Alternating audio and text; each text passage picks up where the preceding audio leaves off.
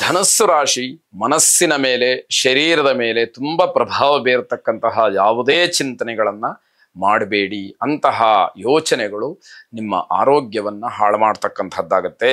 Engineering ವಿದ್ಯಾರ್ಥಿಗಳಿಗೆ ಮತ್ತು ಇಂಜಿನಿಯರ್ಸ್ಗೆ ಉತ್ತಮವಾದಂತಹ ಫಲಿತಾಂಶ, ಲಾಭ ಎಲ್ಲವೂ ಕೂಡ ಸಿಕ್ಕುವಂಥದ್ದು. ಸಾಯಂಕಾಲದ ಹೊತ್ತಿಗೆ ಸುಖವಾದಂತಹ ಭೋಜನಕ್ಕೆ ಅವಕಾಶಗಳಾಗತ್ತೆ. ಮಾತೆಯರು ಬೆನ್ನು ನೋವಿನಿಂದ ಆಸ್ಪತ್ರೆಯನ್ನು ಸೇರಬೇಕಾದಂತಹ ಸಂದರ್ಭಗಳು ಬರಬಹುದು. ಅಂತಹ ಸೂಚನೆಗಳಿದೆ. ಆಸ್ಪತ್ರೆಗೆ ಹೋಗಿ ಅಡ್ಮಿಟ್ ಆಗಿಬಿಡ್ತೀರಿ ಅನ್ನುವಂತಹ ಭಯವೂ ಬೇಡ. ಆ ಸೂಚನೆಗಳಿರೋದ್ರಿಂದ ಎಚ್ಚರಿಕೆಯನ್ನು ವಹಿಸಿ. ಸಗಟು ವ್ಯಾಪಾರಿಗಳು ತಾವು ಮಾಡಿದಂತಹ ತಪ್ಪಿನಿಂದ ಅಧಿಕಾರಿಗಳಿಂದ ಛೀಮಾರಿಯನ್ನು ಹಾಕಿಸ್ಕೊಳ್ಬಹುದು, ದಂಡ ಕಟ್ಟಬಹುದು. ಈ ರೀತಿಯ ಪ್ರಸಂಗಗಳು ಒದಗಿ ಬರುತ್ತೆ ಅನ್ನುವಂಥದ್ದು ಗೊತ್ತಿರಬೇಕು. ನರಸಿಂಹನನ್ನ ವಿಶೇಷವಾಗಿ ಪ್ರಾರ್ಥನೆ ಮಾಡಿ ಆ ನರಸಿಂಹಸ್ವಾಮಿ ಇರತಕ್ಕಂತಹ ಉಗ್ರತ್ವವನ್ನು ದೂರ ಮಾಡಿ ನಿಮಗೆ ಸೌಮ್ಯತ್ವವನ್ನು ಅಥವಾ ನಿಮ್ಮ ವ್ಯವಹಾರದಲ್ಲಿ ಎಲ್ಲವೂ ಕೂಡ ಅನುಕೂಲಕರವಾಗಿ ಆಗುವಂಥದ್ದನ್ನು ಕರುಣಿಸಲಿ. ಶುಭವಾಗಿ. ಮಕರ ರಾಶಿ, ನಿಮ್ಮ ನಡವಳಿಕೆ ಹಾಗೆ ವ್ಯಾವಹಾರಿಕವಾಗಿ ನೀವು ತೆಗೆದುಕೊಳ್ಳತಕ್ಕಂತಹ ನಿರ್ಧಾರ ಇವೆಲ್ಲವೂ ಕೂಡ ನಿಮಗೆ ತೊಂದರೆಯನ್ನು ಮಾಡುತ್ತೆ.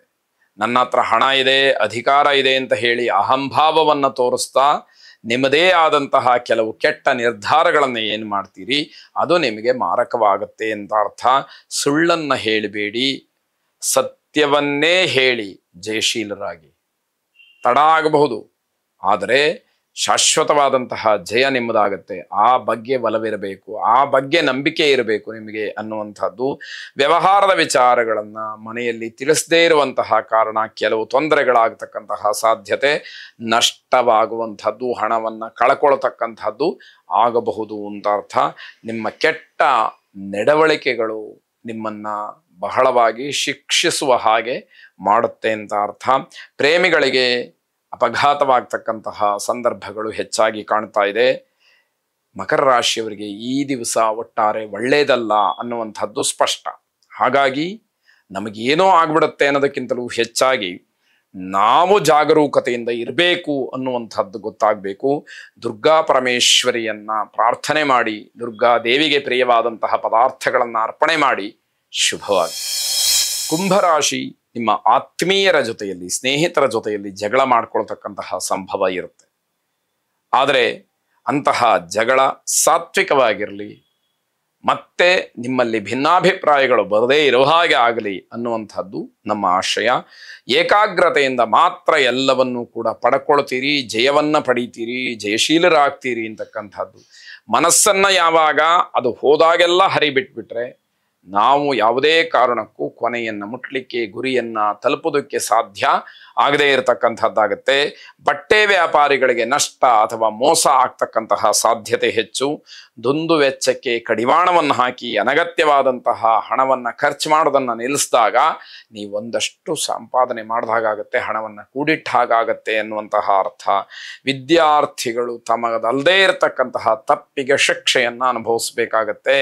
ನಿಮ್ಮ ತಪ್ಪಿಲ್ಲ, ಆದರೂ ಗ್ರಹಗತಿಯ ಪರಿಣಾಮ ಆ ಒಂದು ಶಿಕ್ಷೆಯನ್ನು ನೀವು ಅನುಭವಿಸಬೇಕಾದಂಥದ್ದು. ಕಾಲ್ನೋವಿನಿಂದ ಬಳಲ್ತಾ ಇರತಕ್ಕಂಥವ್ರಿಗೆ ಈ ದಿವಸ ಒಂದಷ್ಟು ಪರಿಹಾರ ಸಿಕ್ಕುವ ಸೂಚನೆಗಳಿದೆ. ನಿಮ್ಮ ಆತುರವಾದಂತಹ ನಿರ್ಧಾರಗಳು ಹೆಚ್ಚಿನ ನಷ್ಟವನ್ನು ಮಾಡಿಬಿಡುತ್ತೆ. ಹಾಗಾಗಿ ಇದ್ದಕ್ಕಿದ್ದ ಹಾಗೆ ಏನು ಬೇಕೋ ಆ ತೀರ್ಮಾನಗಳನ್ನು ಮಾಡುವಂಥದ್ದಲ್ಲ, ಅದು ನಿಮಗೆ ಗೊತ್ತಿರಲಿ. ನವಗ್ರಹರ ಸ್ತೋತ್ರವನ್ನು ಪಠನೆ ಮಾಡಿ. ಶುಭವಾಗಿ. ಕೊನೆಯದಾಗಿ ಮೀನರಾಶಿ, ಈ ದಿವಸ ಮದುವೆಯ ವಿಚಾರ ಪ್ರಸ್ತಾಪಕ್ಕೆ ಬರುವಂಥದ್ದಾಗತ್ತೆ. ಆದರೆ ಈಗ ಪಕ್ಷ ಮಾಸ, ಪಿತೃಪಕ್ಷ ಇರೋದರಿಂದ ಮದುವೆ ವಿಚಾರವನ್ನು ಮನೆಯಲ್ಲಷ್ಟೇ ನೀವು ಚರ್ಚೆ ಮಾಡಿಕೊಳ್ಳುವಂಥದ್ದಾಗತ್ತೆ. ನೇರವಾಗಿ ಆ ವಿಷಯವನ್ನು ಸಂಬಂಧಪಟ್ಟವರ ಜೊತೆಯಲ್ಲಿ ಮಾತಾಡೋದಕ್ಕೆ ಅವಕಾಶಗಳು ಆಗದೇ ಇರುವಂತಹ ಪರಿಸ್ಥಿತಿ. ವಿದ್ಯಾರ್ಥಿಗಳು ಮತ್ತು ಮಕ್ಕಳು ತುಂಬ ತಾಳ್ಮೆಯಿಂದ ವರ್ತಿಸಬೇಕು. ನಿಮ್ಮ ವಯೋಮಾನಕ್ಕನುಗುಣವಾದಂತಹ ನಡವಳಿಕೆ, ಆ ಒಂದು ತಿಳುವಳಿಕೆ, ಸಂಸ್ಕಾರದ ಪ್ರಭಾವ ಎಲ್ಲವೂ ಕೂಡ ನಿಮ್ಮ ಮೇಲೆ ಇರಬೇಕಾಗತ್ತೆ.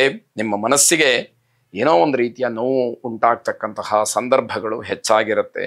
ರಸ್ತೆ ಬದಿ ವ್ಯಾಪಾರವನ್ನು ಮಾಡ್ತಕ್ಕಂಥವ್ರು ಹಣವನ್ನು ಕಳ್ಕೊಳ್ಳುವಂಥದ್ದು, ನಷ್ಟ ಆಗ್ತಕ್ಕಂಥದ್ದು, ಹೂಡಿಕೆ ಮಾಡಿದಂತಹ ಬಂಡವಾಳ ಕೈ ಸೇರದೇ ಇರತಕ್ಕಂತಹ ಪರಿಸ್ಥಿತಿ ಆಗಬಹುದು ಅಂತ ಅರ್ಥ.